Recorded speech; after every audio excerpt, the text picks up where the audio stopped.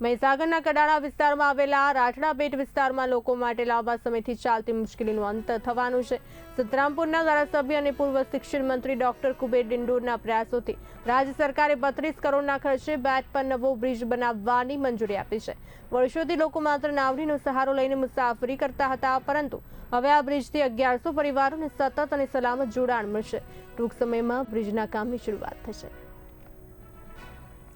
મોટી રાઠ આ રાઠડા બેટ અને મોટી રાઠ બેના વચ્ચે આપણે ઊભા છીએ નદીની અંદર, પણ કેટલા વર્ષોથી આ માંગ હતી।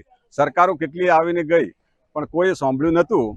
પણ અમારા માન્ય શ્રી ધારાસભ્ય જે ડિંડો સાહેબ આવ્યા અને આ પુલની શરૂઆત થઈ, પણ એક વખત નાનું ટેન્ડર થયું એટલે રિજેક્ટ કરવામાં આવ્યું અને ફરી પણ પાછું રિવાઇઝ કરીને મોકલવામાં આવ્યું અને અત્યારે જે કામગીરી ચાલી ગઈ છે એ મોટો 32 કરોડ જેવી મારબત રકમ સરકારે આપી અને આ જે કામગીરી કરી છે તે બદલ આ ભાઈ સરકારનો અને માન્ય શ્રી ધારાસભ્ય સાહેબનો ખૂબ ખૂબ સન્માનનીય। આપણી ભારતીય જનતા પાર્ટીનું જે સૂત્ર છે સૌનો સાથ, સૌનો વિકાસ અને સૌનો પ્રયાસ અને સૌનો વિશ્વાસ, બધા સાથે મળીને જન સુખાકારીના કામો છેવાડાના માનવી સુધી પહોંચે એના ભાગરૂપે આજે વર્ષોથી આ જે રાઠડા બેટમાં અમારા લગભગ 1100 જેટલા પરિવારો છે।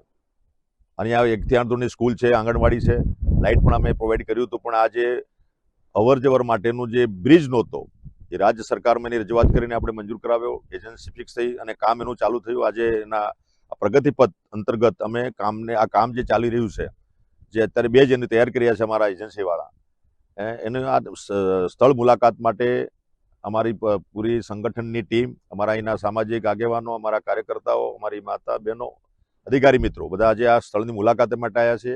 રાજ્ય સરકાર અને કેન્દ્ર સરકારનો આભાર માનું છું કે અમારા આવા પછાત વિસ્તારમાં આ બેક વોટર તો ત્યાં આટલા વર્ષો પછી આ માતબર રકમ લગભગ આપણા અંદાજિત જે છે 32 કરોડ જેટલી રકમ આ બ્રિજ માટે આપી છે।